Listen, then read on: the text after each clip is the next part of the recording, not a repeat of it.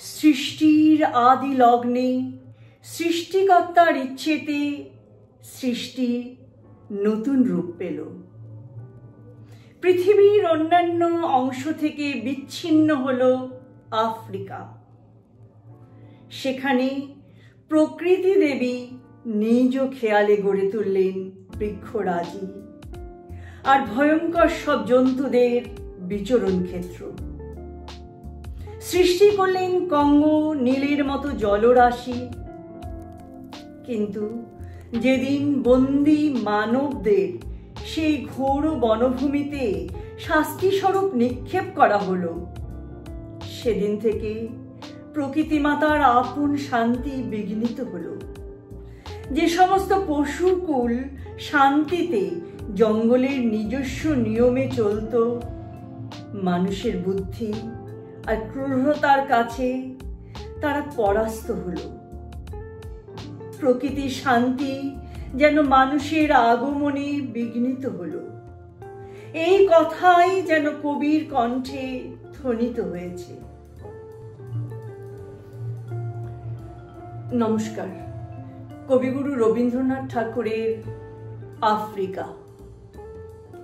উদ্ভ্রান্ত সেই আদিম যুগে স্রষ্টা যখন নিজের প্রতি অসন্তোষে নতুন সৃষ্টিকে বারবার করছিলেন বিধ্বস্ত, তার সেই অধৈর্যে ঘন ঘন মাথা নাড়ার দিনে রুদ্র সমুদ্রের বাহু প্রাচী ধরিত্রীর বুকের থেকে ছিনিয়ে নিয়ে গেল তোমাকে আফ্রিকা।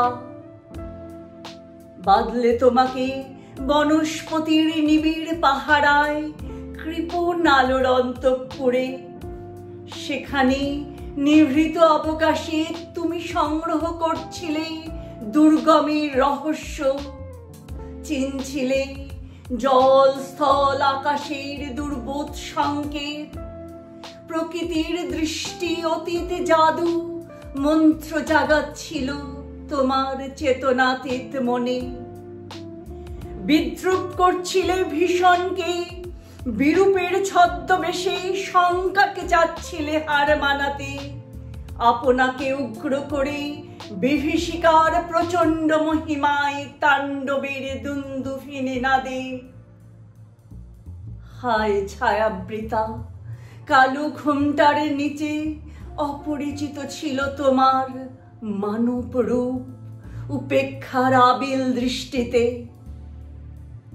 এলো ওরা লোহার হাত করি নিয়ে, নখ যাদের তীক্ষ্ণ তোমার নেকড়েড়েছে। এলো মানুষ ধরার দল, গর্বে যারা অন্ধ তোমার সূর্যহারা অরণ্যের চেয়ে।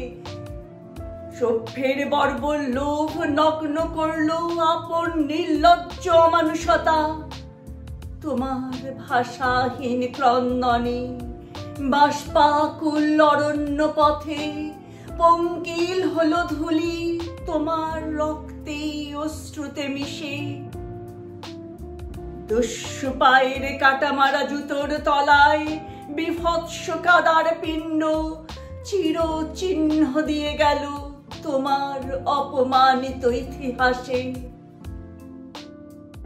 সমুদ্র পারে সেই মুহূর্তে তাদের পাড়ায় পাড়ায় মন্দিরে বাজছিল পূজার ঘণ্টা।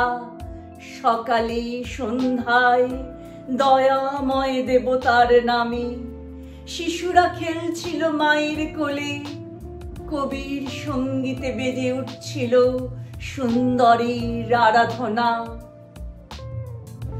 আজ যখন পশ্চিম দিগন্তে প্রদোষকাল ঝঞ্ঝা বাতাসের রুদ্ধশ্বাস, যখন গুপ্ত গহ্বর থেকে পশুরা বেরিয়ে এলো, অশুভ ধ্বনিতে ঘোষণা করলো দিনের অন্তিম কাল।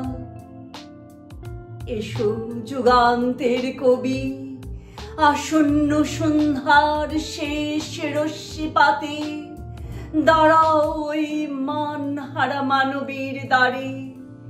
বলো ক্ষমা করো, হিংস্র প্রলাপের মধ্যে সেই হোক তোমার সভ্যতার শেষ পুণ্যবাণী।